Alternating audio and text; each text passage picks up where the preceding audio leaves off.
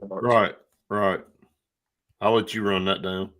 Well, I'm only running down from memory, so Yeah, he didn't have much, did he? Who's that? No, he had all of them. I'm looking. He at left it. He left 4A out on the baseball. Right. I'm looking. It's not at in it. there. So everybody will be up and rolling here in the next 4 minutes or so with the television side. So hang with us. Brett and I are trying to go through high school scores last night, but Reeltown won 3 games. They lost one of the first 2. Right. And then end up winning the next. So Reeltown's in the semis, man. You want to talk about an athletic program. They're getting it done, man. And everything. No doubt. What up? Hey, Luke Robinson. I don't know.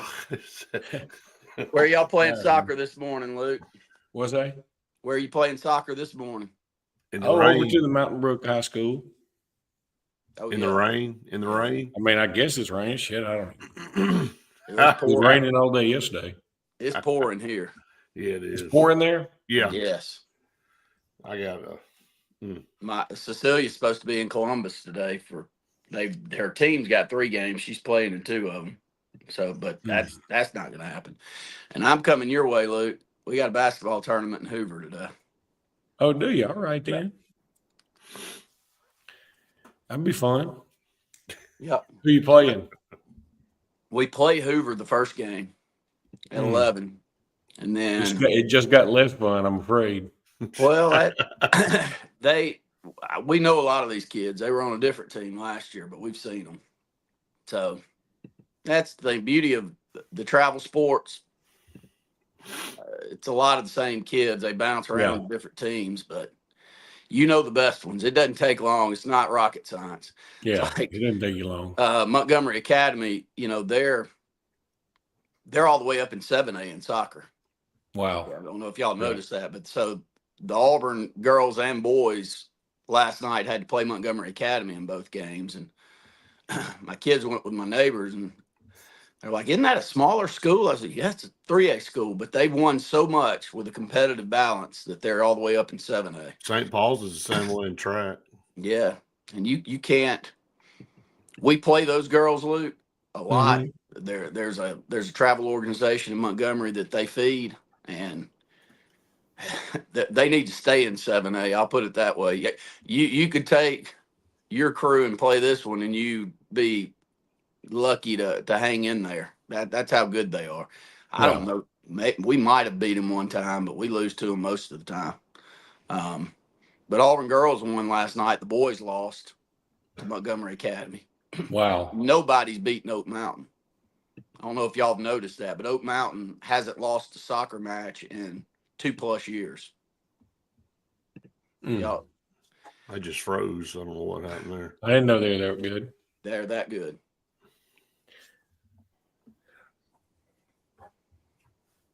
I barely even. I mean, I when it gets this time of the season, I get those Ron Ingram emails, but I glance at them and that's about it. Right. Well, the good thing is I make all these posts, so I'm looking for the nuggets out there. Right. Otherwise, I wouldn't. I'd just glance. Now, I am interested right now just to see who wins and moves on. Tallahassee lost last night. The Enterprise is 32-1 in baseball. 32-1. That's ridiculous. I think they're 34-1. Good I think God. they were 32-1 going into last night. Well, that was both of their records going into last night. He didn't update the record after the. I don't think I might be wrong there. Whatever it is, it's ridiculous. Y'all think Ron's sending those out, or has he got somebody doing it? I think it's probably Ron. I mean, staying up, burning the midnight oil. I know it always has been, Brett. Yeah, because we talked to him the next morning when he's trying to get those. Well, you have too, Luke, and trying to get the football together. Oh yeah.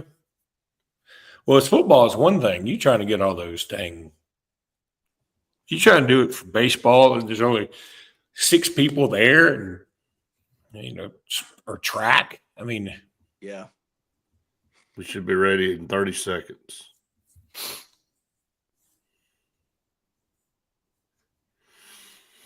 Brett, talk y'all's trip. Just some of the Tank Jones, some of the people you saw. Yeah, I'll hit that up for sure. He's not committed anywhere, has he? No, he ain't even narrowed his schools down yet. I don't know why anybody narrow them ever. Just sit around and collect money all day. Yeah, fun stuff. Good morning, everybody. Welcome into the Sports Blitz Saturday Sports Countdown presented by JR Sports Bar and Grill and Sunshine Heating and Air. Brett, Randy, Luke here with you this morning, and we appreciate all of you that tune us in wherever it is that you tune us in, YouTube, Facebook, Charter Channel 701. We really appreciate it. Lots to go. Man, spring is such a busy time of year for everybody. With spring sports kind of coming to an end and then heading into the summer months, and with football never stops anymore, guys. So we'll talk a lot about that, and baseball and softball and all the spring sports in high school are coming toward the end. We got graduation coming up for everybody in the state in the next few weeks. So it's a busy time. We'll run down some scores from around the state in playoff action. We'll definitely talk college this morning as well. So a ton to dive into, guys. Good to see you this morning. Nasty weather outside. Yeah, nasty weather, but plenty of storylines to go around. I love spring sports season because not only team sports, but all the individual sports that are going on out there. And these kids just get more and more competitive, younger and younger. Talking to somebody a little bit earlier in the week, you had an eighth grade kid over here in Auburn that shot 68 this week. And, What? Oh yeah, in the golf. Ben Russell gets 4 through to the state tournament, which Right. doesn't happen all that often, Brett. And it's an eighth grader. And Henry Lambert shot a 76. That's somewhere near his average right now. And Bryce Rich, I think he shot right in the mid 70s, and ninth grader. But my point is, I think with the specialization and how much time is being put into each of these sports, Luke, you just see younger and younger kids being able, if they've got the talent, to compete at a higher level. Yeah, and it's great in a sense. It's a little scary in another sense. That everybody's sort of conquering and mastering their craft in somewhere around 6th to 9th grade. Yeah. That it feels like there's no more. I'm not saying these kids hadn't put in work, but there's no more, like, the learning curve is so small, and it feels like that's where a lot of the challenge and the growth comes in. And I don't know. It's interesting. I mean, I've seen it's not just golf, obviously. I mean, it's any sport. I mean, there's a kid, Isaiah Williams. I think he's not even 17 yet. He's a football player that is now committed to 5 different schools. He is the number 1 linebacker in the country. He has been recruited by everybody because he is so good. He looks like a man child. He's committed to Ole Miss now. He just committed to Ole Miss. There's, I would put less than 0% chance he goes to Ole Miss, but he just decommitted from Florida. He's committed to Syracuse. I think there's 2 other schools in there, maybe Colorado being one of them. I can't keep up with them, but my point being that, it's just crazy how people are getting so much better at such a young age, and you don't even get to. They just go from being a little toddler to being the best linebacker in the country in 10 seconds. It seems like there's no more, you actually get to see the growth.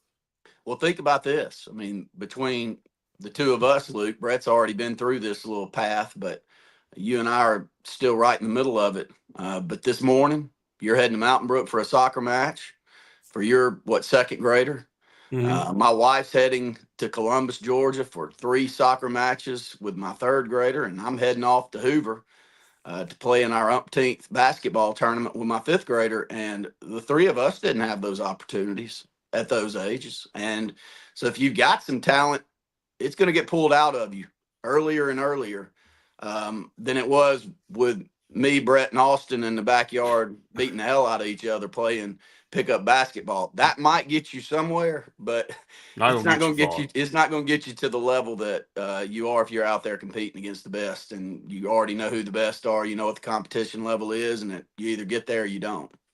I think True, but there's something to be said for just beating the heck out of each other in the backyard sure. too, and those are good times. And what I do hate, and I guess we'll just have to see what the long term repercussions are. But when everybody's older, I want to know how everybody's dealing with it when they're older. When there's because those moments in the backyard make up a lot of, give you a lot of nostalgia. They give you a lot to lean back on, and you build a lot of trust with people. But when you are older, and let's say you haven't made the NBA, I mean, even though you did all this stuff, which you could, because it's very difficult to make it to a professional league. What kind of burnout do you have? What kind of love for your game do you still have? That's going to be interesting. We don't know it yet. I'm not saying it's going to be awful. I'm not saying it's going to be great. I'm just curious to see what it is going to be. I think there's some cases out there already. I mean, I'm not going to mention her name, but I know a softball player that was phenomenal and came up through and thought, she was going to move on and play in college, and she did for a split second. But she had played so much softball coming up through, she just wanted to be a college student. And it shocked everybody. They're like, are you kidding me? Because every summer was spent playing softball. Every summer was spent every second until school started. And so it was like, and again, look, that I'm not saying that right or wrong. Again, I think it's a very simple answer of why kids are so much better now. Because that's all they do. I mean, you just mentioned the opportunities weren't there for us to do any of this stuff.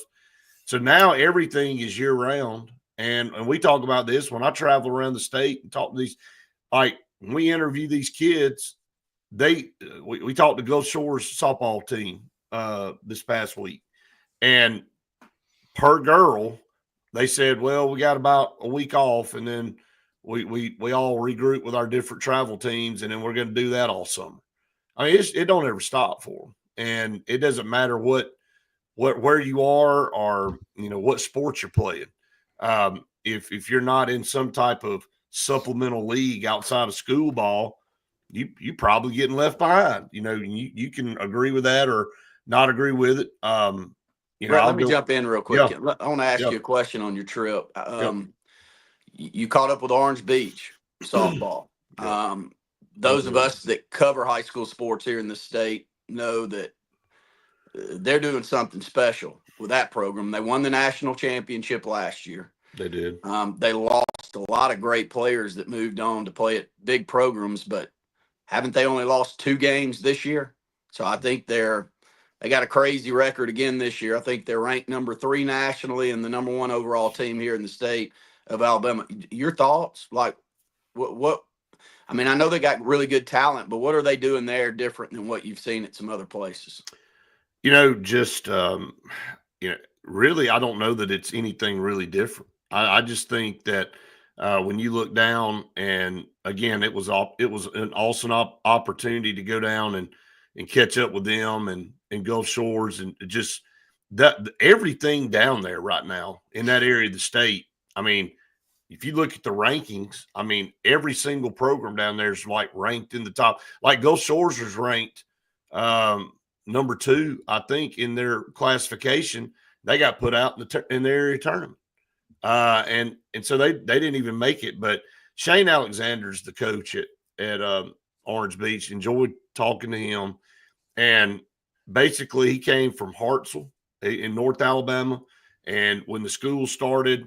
And they started the program back in 2017. He's kind of built this thing, and I mean, it was immediate success. It took them a year or two to kind of get the program built because they couldn't compete in varsity the first couple of years. They didn't have a team, you didn't have enough players, didn't have the older players. So, but when you look down at their record and they're 39-2, and they keep putting out. The type of talent, and Auburn's getting one that's unbelievable. Had a chance to talk to Daigle Wilson and talk to her parents. We know her mom was Rebecca Wells here that lived in Alex City, and but her dad Matt was awesome to talk to. He shared so much with me about what she does in her personal life and how she kind of conducts her business, and and all, but I mean, her numbers are astounding. I mean, she's hitting. I'll pull her stats up here in just a minute. I want to make sure I I get give them all them right. to you. She Well, has I won a want her. state championship every year since the 8th grade. She started on varsity since Yeah. then, and she's one of those players like baseball and softball where when you've got a batting average, you may have a little slump here or there, but those averages mean something. You're going to come from them. So every single year, Brett, she's hit right around 440. No, she's. I almost think it's like 449 or something like that. But yeah, I got a stat for you, and I want to make sure I pull it up. She's been thrown out stealing one time. Now, I'm not talking high about this school. year. Wow. I'm talking about this in her career. And the only reason she got thrown out because she slipped coming off first base, going to second. Matt was telling me, he's like, why didn't you just go back to first and steal on the next pitch? She's like, well, I thought I could. He's like, well, and you got thrown out because you did. I mean, they coach them up really, really hard. And I watched Orange Beach, and I'll say this, and I saw some of the other teams that were there for the tournament, but these girls are so athletic looking and probably a head taller than a lot of the teams they're playing. And so I don't know what kind of work. I went through their workout facility. You'll see all that on the show that comes out this week. We toured their facilities. Orange Beach High School is growing, rightfully so. That place is gorgeous down there. That's what Faith and Maddie and I talked about. We were standing there watching in their complex down there. And then the same for Gulf Shores. I'm like, who wouldn't want to live here?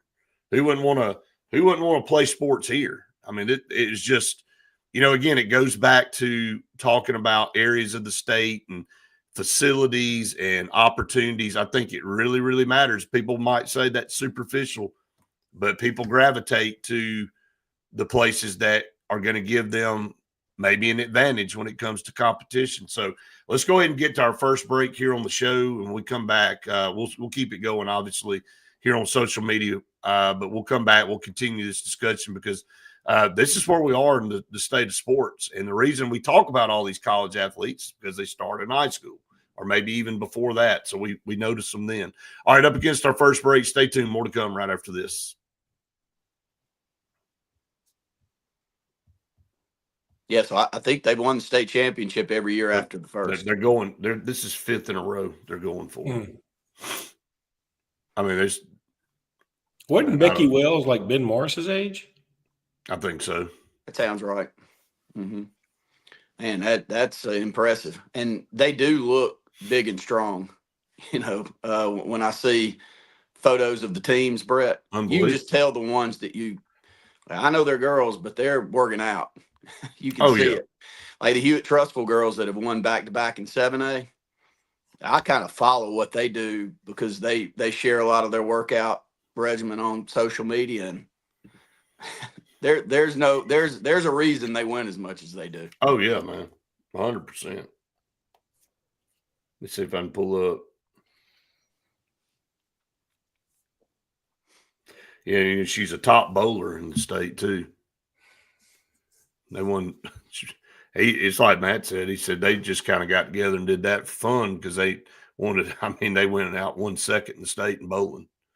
They just like the Phoenix City girls in flag football, right? Y'all interviewed them, Brett, and the coach there was the softball coach, and he got pretty much drew the short straw to start the program. Went and begged all his softball players to play, and they just dominated. They happen to be some of the best softball players, and the quarterback's going to play shortstop at Alabama next year. And she was player of the year in the country at quarterback in flag football, and just happened to be the softball team out there playing flag. Daigle holds the national record for being hit by pitch, by the way. So it's crazy. She's been hit 49 times. That's a lot. I mean, that hurts. I think I made a post. There was a baseball kid that broke the national record from the state this year. He got hit by 5 pitches in the game. Every at bat, he got hit by a pitch. Where are you standing? Is what I want to know. He's wearing a big Target T-shirt. That is the oddest stat in the world. Now I know you can lean into a pitch, but there's a certain part where where was he getting hit? If you got hit 2 or 3 times in a row, though, the opposing coach is going, look, I mean, that's almost a strike he's getting hit by. Right. He's leaning in so much. Where was he getting hit? Like in the side? No, I didn't see the video, Luke. Hopefully not in the head. This I is know. the great Well, Ron. he got hit in the head 3 times. That would explain the other 2. This is some Ron Ingram superlatives coming over. I get messages all week, and they're like, "Did you not know this, or you reported that wrong?" And I said, "Look, I copy and pasted that." Call the state I was office. not out on the beat writing that with my notebook. I didn't see where he got hit, Luke. I didn't. Well, that's another thing. I'm in a lot of places, but I didn't see. Hey, we got 10 seconds, and then we'll talk about where the kid. We can speculate where he got hit. All right, here we go. Welcome back, everyone, to the Saturday Sports Countdown presented by JR Sports Bar and Grill, where we not only report the stats, but we will report what happened within the stat. So if you get hit by a pitch, we will tell you where you got hit. Well, it did make me think, Brett. You know, I'm worried. We depend on, just like a lot of people, they get some statistics from Ron Ingram, who puts, I mean, it's an incredible formatted email that is chock full of information. And it just dawned on me, he could have made that whole thing up. And we just buy it hook, line, and sinker. And there'd be we could just say, this man got hit by the pitch 12 times last night. We better be glad. Well, it only went 9 innings, and there was a shutout. How do you go to bat that mean? I don't know. I'm just telling you what I read. We better be glad Ron is an honest and trustworthy guy, because he could just at 11:45 at night, after being up for the 920th hour in a row, just type up some stuff and say, man doesn't sleep. Here you go. Like, and you're right. The emails are chock full of information. But I told Randy, I said, I've read Egyptian hieroglyphics. No. You know, when you're reading these baseball results better, I mean, there's so much in there, and it runs together, and you got to get the scores, you know, because you're playing multiple games. And it's like, look, I just know they won. It says, I think 12-4 on this game and 6-5. Maybe there's some combination of those numbers were in those 2 games. He could just say, you know, Phoenix City beat Hoover 6-5 in softball, and little Shelley played well. And we'd be like, that's enough. That's all I need. That's all we need. All right. Well, speaking, Brett, go ahead. Let me get you to finish up your trip. Yeah. You caught up with Tank Jones. So tell everybody what you and Faith are doing here in the state, catching up with the top 10 prospects here in the state. I think Tank was the second that you caught up with. Right. I want to come back and talk about Daigle for just a minute too when we come back. But Tank Jones, yeah, we had a great opportunity to sit down with him, and Faith is doing a feature where she and basically we're doing this together because I'm the camera guy. She's the interviewer, and again, the top 10 prospects in the state. I don't think it's ever been done. So she has an On the Front Row feature that she does every week with a featured Auburn athlete. And so through HSA, she and I decided that it would be good to profile the top 10 based on 24/7. I know On3 and Rivals and all, they have their top 10, but we have a kind of an unsung partnership with 24/7. We deal with those guys, with Jason and Christian, and they do such a good job over there at Auburn Undercover. So we're using 24/7's ranking list. And so Cedarian Morgan's 1, and Tank Jones is 2. First of all, super, super nice guy, superbly nice guy, just very, very soft-spoken. You know, that's the thing you learn about some of these kids is that, you know, they're not just these eccentric personalities. You know, he's 6'4", weighs about 240 pounds, and he deserves the name Tank. He fits it. Let me say that. Everybody in the country wants him, and he talked about, you know, he's not in a hurry to try to make a decision, but would like to make something probably before the season starts to maybe kind of put a little bit of this to bed. But he's going to take his official visits, and said he would probably have his schools narrowed down somewhere in the next month or so, maybe down to the top 6 or something like that. But, you know, he's another one of these kids that has offers from everywhere and could go anywhere.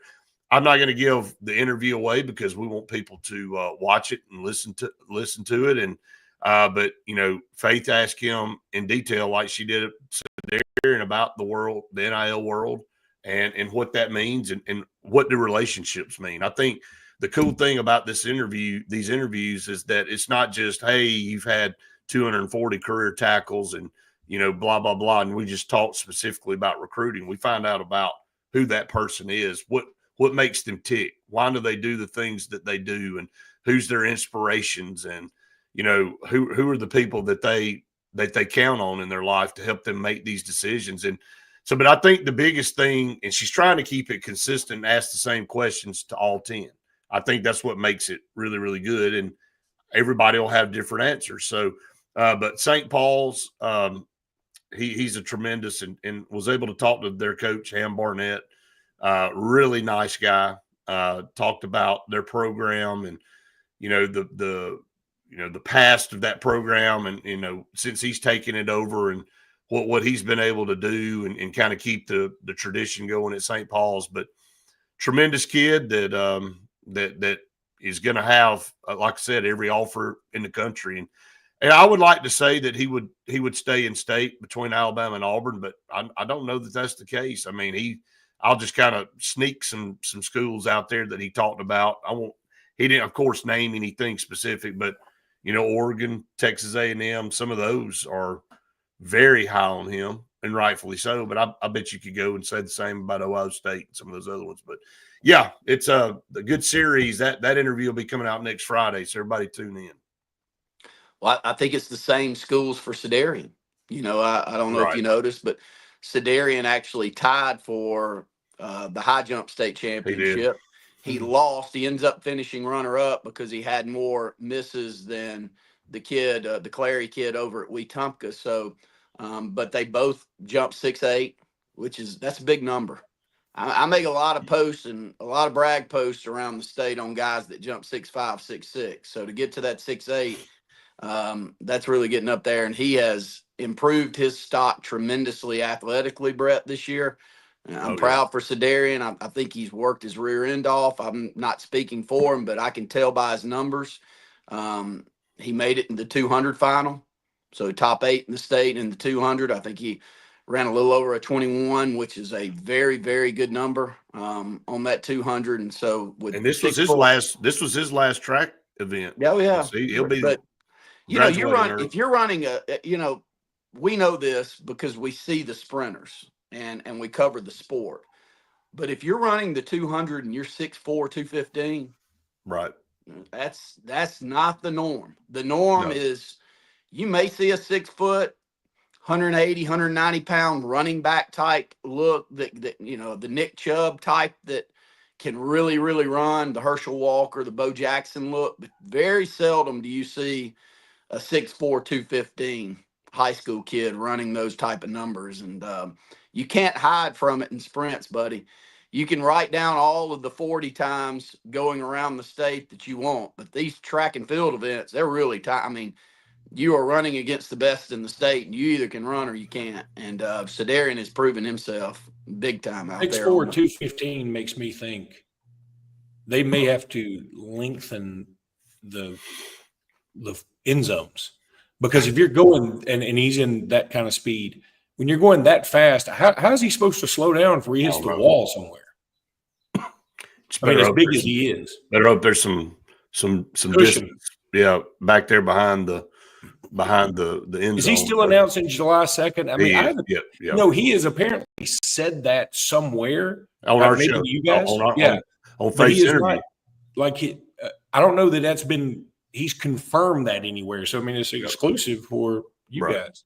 Yep. Yeah, he did say that. So unless he's changed his mind, and go back and watch on our on our YouTube channel. That interview's up. That thing's been watched a bunch. And again, before we go to our next break, I don't know that this has ever been done before, and we plan to continue to do it. And I think it's a cool deal. I mean, everybody interviews these kids, but they get them for a few minutes at a combine or 7-on-7, or they stop into school and they hit them up. But we had Jason on yesterday, and they're going to be making a trip down in South Alabama, and they're going to be stopping by and seeing a lot of these kids. They write a lot of articles, y'all know that, and put some stuff out. But we're doing these exclusive interviews, and I think Faith's doing a tremendous job with what she's doing, and she's really, really good with interviews and makes the person she's interviewing very comfortable, and that helps because a lot of times these kids they don't talk a lot. Let's be honest. So you got to be able to draw some stuff out of them. But all right, up against another break. Stay tuned. More to come on the Saturday Sports Countdown right after this. All right, some comments. Good morning, John. Tony said, I know Brett and Randy will like this stand-up sweeps Spanish Fort and baseball at Hanson semifinals. Yeah, I think we have a grown disdain for Spanish Fort, not because we don't like the school, but it's that every time we go down there, we come back with a big old L. So I get sick of that trip. John said, Luke, did you get an opportunity to attend President Trump and Coach Saban at the UA commencement address? Did I get to go or did I get to hear it? Did you get to go? It's what he. No, I did not get to go. I probably wouldn't have even gone. I mean, like, yeah, if I were in Tuscaloosa, that's one thing. But, you know, I'm not sure if you didn't have a graduate, you could got in there. Yeah. It was the security had to have been. I mean, I know a couple of people that went. I haven't talked to them yet, but I bet the security was just out of bounds. Well, I mean, just it had to be. Look, he had like 400 Secret Servicemen when he's come to the last two football games in Tuscaloosa. I mean, hey, how awesome is it though that so many of our leaders have really gotten into his inner circle, because it can't do anything but help the state of Alabama. Oh yeah. The more the president is in and around the state and sees what's going on, and you're going to see it in Huntsville. I think Huntsville is going to end up with a lot of, you know, I know NASA's already there, but they're going to have a lot of other opportunities that are going to come their direction. It's going to help the state overall. But I'll just start down the line. First off, Nick Saban, he and Nick Saban look like they had a really nice rapport. I think that's worth us talking about in the next segment, Brett, is Tommy Tuberville and Nick Saban, and maybe a combined effort towards getting some legislation done on NIL. The two of them, maybe it looks like they're taking the reins, and how great is that for the state of Alabama? I mean, it's wonderful. And then we've seen Luke, Katie Britt and many others that have had him at ball games, and I don't think it's anything but great overall. I don't care if you're an Alabama fan or an Auburn fan. The more that he can be around our state and see how much this state, because this state really does love him for a majority. It's a vast majority. I mean, if you're going to have a poll of what this state thinks about him, what's he got, a 75% approval rating? Yeah. Really? At least. At minimum. So why not show up to a place that embraces you? You definitely don't want to go to a place that's going to throw eggs at you. Too expensive to throw eggs. No, he's got those prices down. Yeah, those some plastic eggs at you. Yeah, exactly. All right, about 20 seconds. Yeah, we'll talk about that. Tony said there were at least 300 people at that game. Absolutely electric atmosphere. Absolutely. That's great.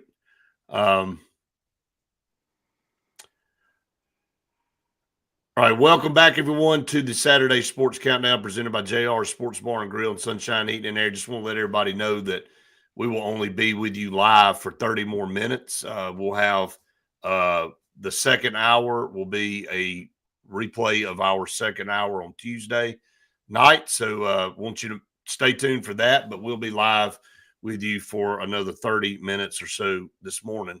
But yeah, just kind of bringing that up based off a comment from John.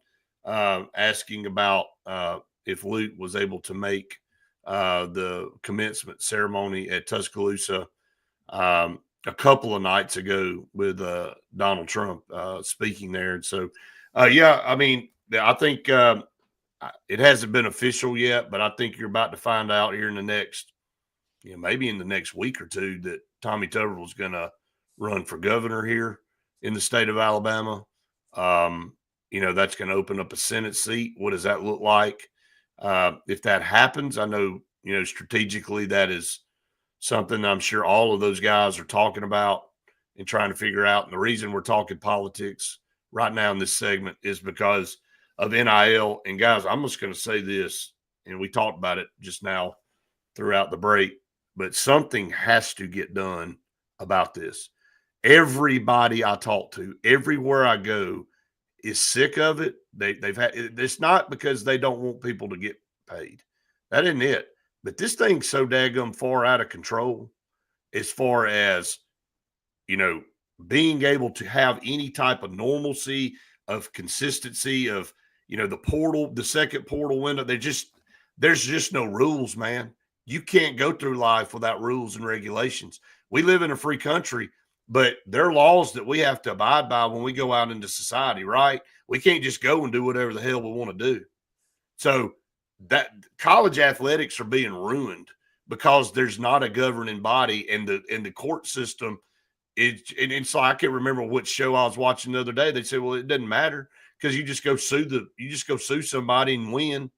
And then it wipes that out. There's just no control. It's going to have to be regulated through the federal government. It's the only way this thing's going to stop. And they're going to have to do it. And they're going to have to, I know people don't like that. I know that's not something that we want necessarily, is to have our government with their fingers in, but somebody's got to put their fingers in something right now. Well, let me give a quick little snippet, and then I want to get a full rant from Luke on this. Well, Nick Saban leading him in on that commencement speech. I've been one, and I think many out there, if they were to be told Nick Saban's going to head this thing up, he's going to be the spokesperson, give him the reins. I think that people respect him enough that he draws enough attention to him when he's up front speaking for something that the rest will get in line. And then you got Tommy Tuberville, who's sitting there in the Senate, that can hopefully set some legislation up under him, and his background as a coach and understanding how all of this plays out. I'm hopeful, and it was great seeing all of them under the same roof, and it was great seeing them talk about this topic, and then the very next day having news come out on this topic around the three of them. So your thoughts, Luke?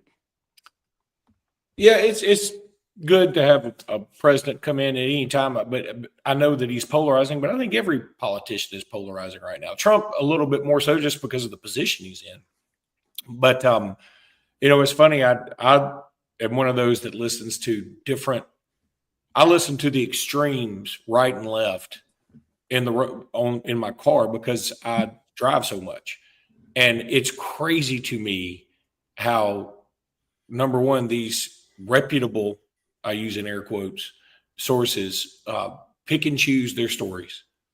And then they pick and choose the narratives, and they don't give you the full story. And I'm talking about both sides. And, it just makes for it very difficult to even find out what the news is sometimes. But back to what you're saying, I do think it's great. Anytime, I wouldn't care who the president was. If Biden came, if Barack Obama came, if Ronald Reagan came, Jimmy Carter, whoever, whatever. If a president comes to your university, it's great for the university and it's good for the state, especially to Alabama, because we're typically pretty doggone red. I mean, they don't have to come here. So I think it says a lot.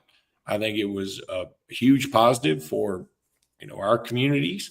And I know some people didn't like it. And I know some folks that are Alabama people that I'm friends with on Facebook that were saying, well, I'm no longer an Alabama fan. Well, really, then you really weren't much one to begin with.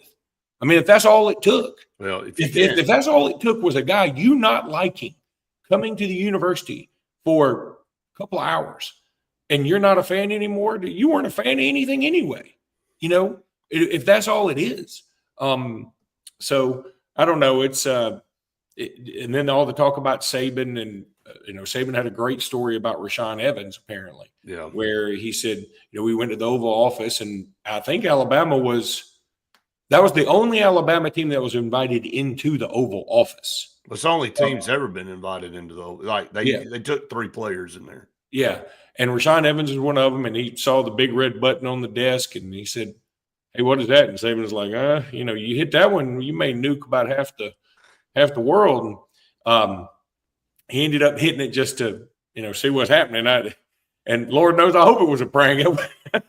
But when he hit the button, like something went off and a butler comes out with like a Coke on a silver platter. I mean, that was what it was. That's his Diet Coke button or whatever. Yeah. And it was just pretty funny. And, it's good to hear Nick Saban have funny stories. We've heard a lot more of them since he's retired. And he sounded like, boy, all I could think was at first, man, how awesome would it be if Nick Saban ran for something? Because, and then I started thinking he would probably lose his mind trying to straighten everything out in the government right now. I think our government is too messed up for really good people who know what they're doing to get in there. It takes an Elon Musk mind to go in there and just because his mind is so abstract and all over the place that he can't even wrangle it in. So it doesn't even affect him. He just moves on to the next thing. So, but yeah, it's interesting times. I mean, the reason we talk about this is because he made an appearance here in Alabama, and there's going to have to be some regulation with NIL. We talk about this I'm on the air all the time, every day, and it seems like there's not a show that goes by, 6 days a week that I don't talk about this. So, got to get it figured out. All right, up against another break here on the program. Everybody stay tuned. A lot more to come right after this.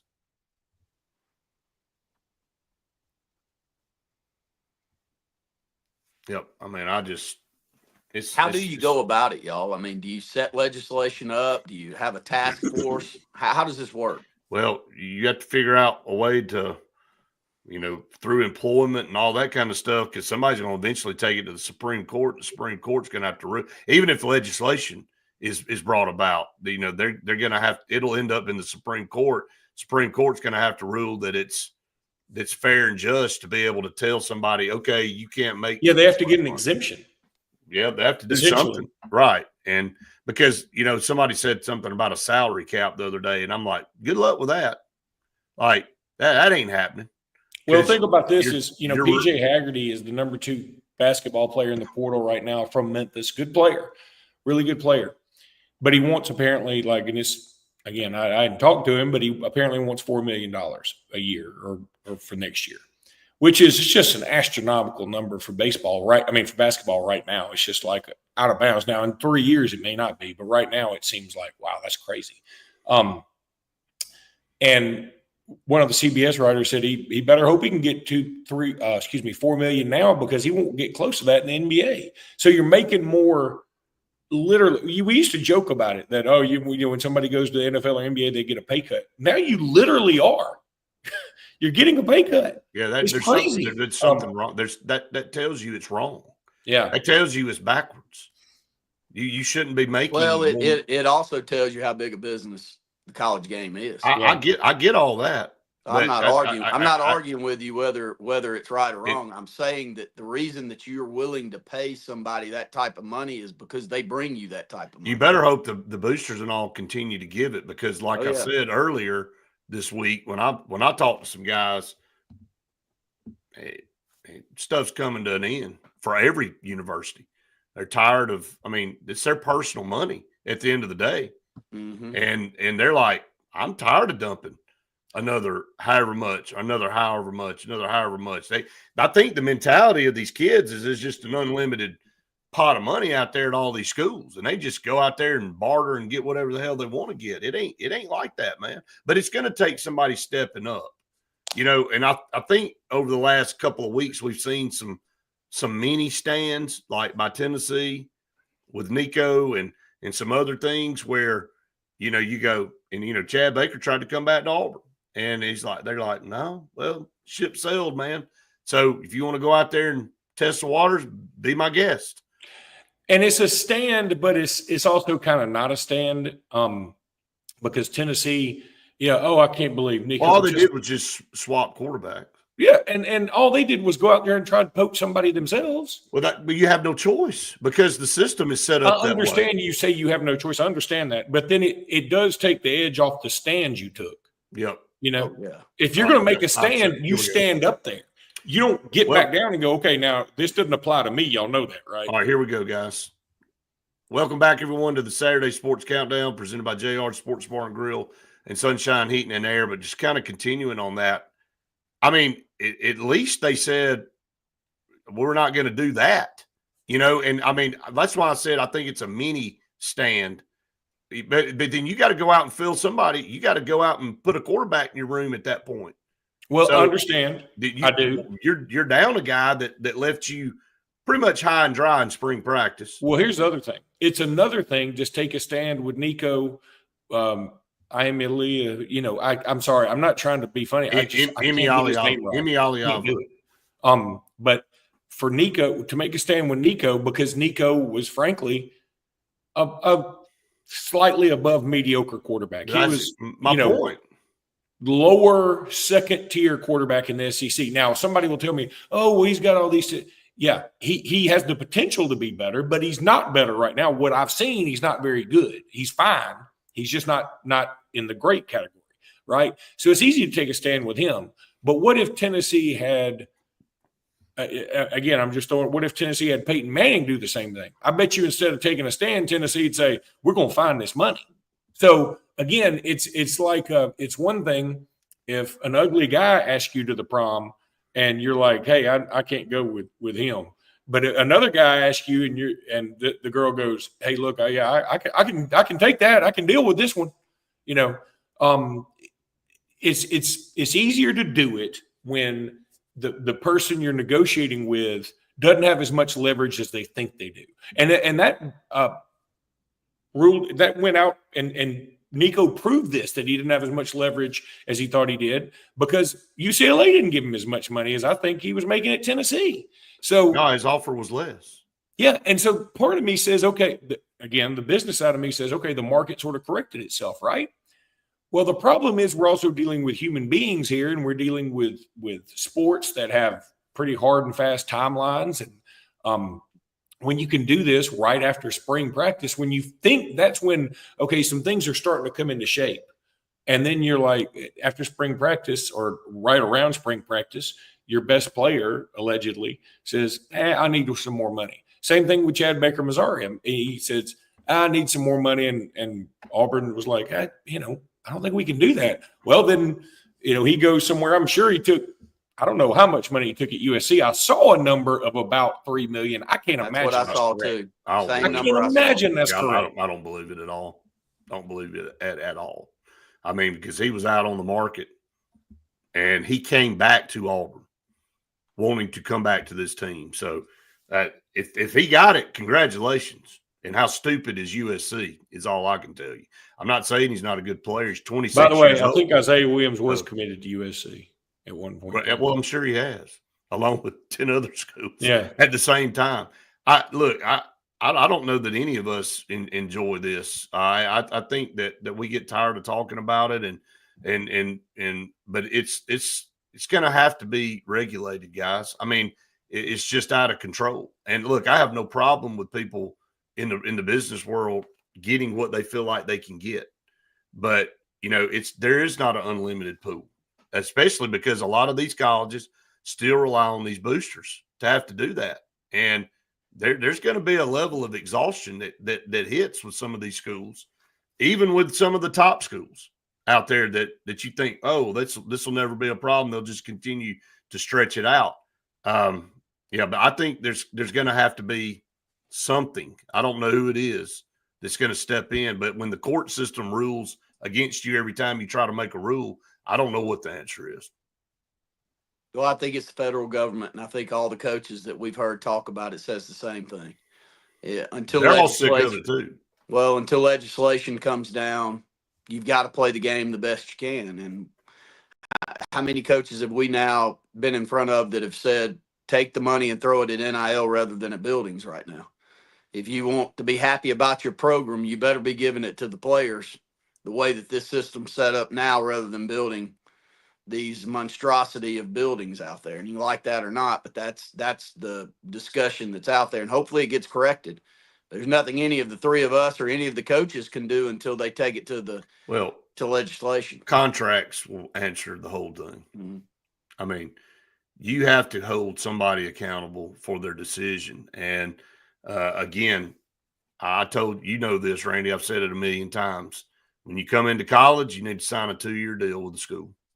And I don't care what the deal looks like, but you need to sign a 2-year deal. You need to give yourself a chance. You're even hearing kids come out now and say, look, I shouldn't have done this.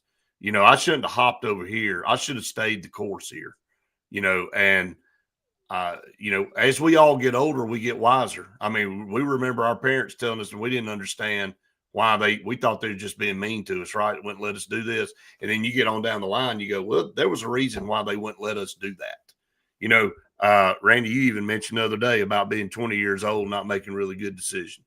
You're still developing as a person, still trying to learn from experiences. And a lot of knee-jerk reaction things are done at that age. And sometimes it's better to stay where you are and learn and grow. And maybe you realize, man, I had a really good situation there that I just crumbled up and threw away. Like Nico, it may work out for him at UCLA, but he was in a pretty dang good situation, man, at Tennessee. They just went to the playoffs. He was the unequivocal leader of that team. And somebody's chirping and going, no, I think you can get a little bit more over here.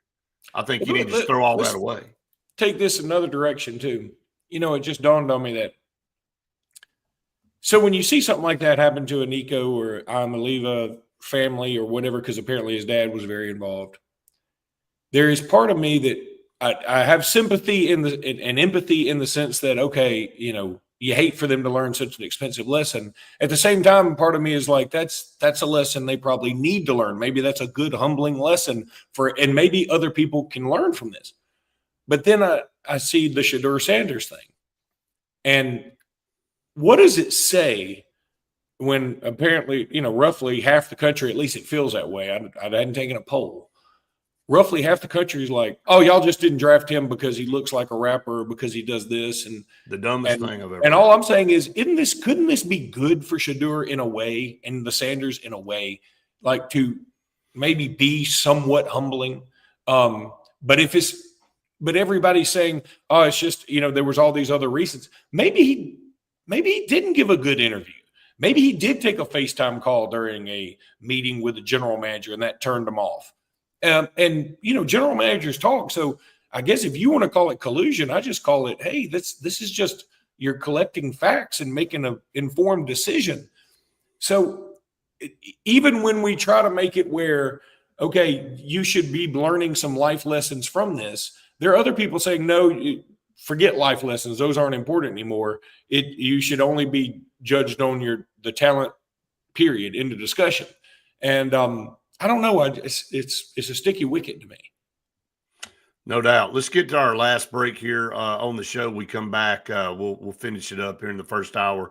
We'll have a replay in hour number 2. Stay tuned. More to come here on the Saturday Sports Countdown right after this. I mean, what are you doing, man? You're in an interview that you think that less of somebody that's taking time to try to employ you, and you take a FaceTime call.